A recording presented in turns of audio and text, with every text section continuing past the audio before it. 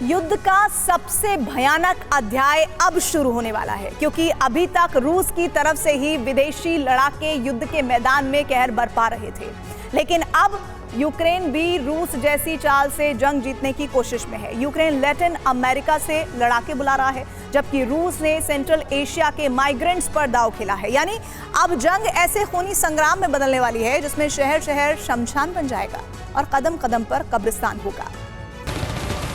ऊंचा जैसा नरसंहार फिर से होने वाला है।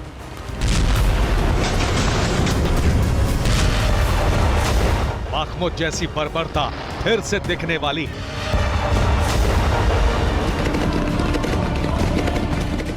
चेर्निहिव जैसी चीख पुकार फिर से मचने वाली है।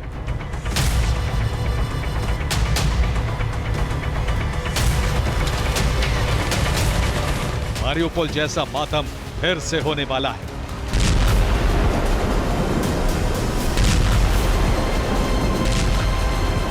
इज्यमु जैसा कब्रिस्तान फिर से बनने वाला है,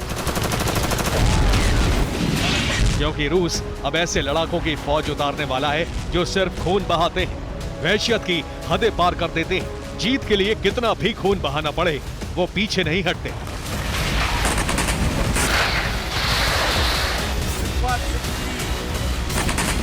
रूस ने यूक्रेन में जंग लड़ने के लिए सेंट्रल एशिया के माइग्रेंट्स को बुलाया है, जिन्हें वैगनर या फिर चेचन लड़ाकों जैसी ट्रेनिंग दी जाएगी। जबकि यूक्रेन ने भी लैटिन अमेरिका और नेटो के सदस्य देशों से खूंखार लड़ाकों को बुलावा भेज दिया है, जो रूस में घुसकर उत्पात मचाएंगे। रूस ने खूंखार लड़ाकों की फौज जंग लड़ने के लिए भेजी है, ये जग जाहिर है, लेकिन ये पहली बार खुलासा हुआ है कि यूक्रेन की तरफ से करीब 80 देशों से आए लड़ाके जंग लड़ रहे हैं।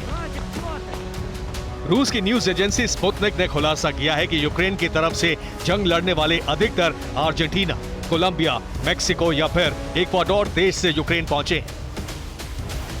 रूसी रक्षा मंत्रालय की तरफ से कहा गया है कि यूक्रेन की तरफ से लड़ने वाले लड़ाकों को महंगे घर और अच्छी तनख्वाह का लालच दिया जाता है, लेकिन जंग में झोंके जाने के बाद उनका सच से सामना होता है, क्योंकि उनकी जिंदगी नर्क से भी बदतर हो जाती है। उनके पास कोई चारा नहीं बचता, या तो जंग में मारे जाओ या फिर जंग छोड़कर भाग जाओ।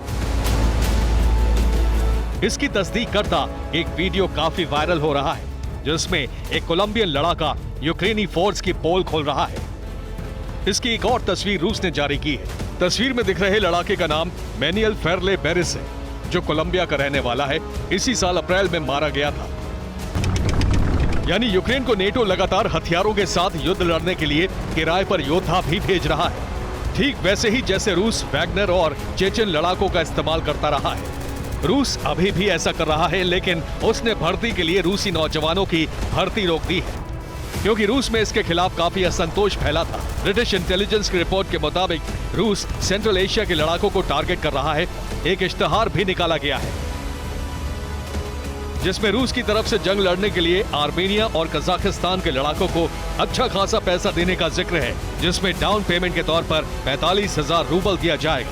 इसके अलावा हर महीने 1,90,000 रूबल सैलरी दी जाएगी। रूस के पूर्व प्रेसिडेंट दिमित्री मेदवेदेव ने एक इंटरव्यू में खुलासा किया था कि रूस करीब 2,80,000 माइग्रेंट्स की भर्ती कर चुका है।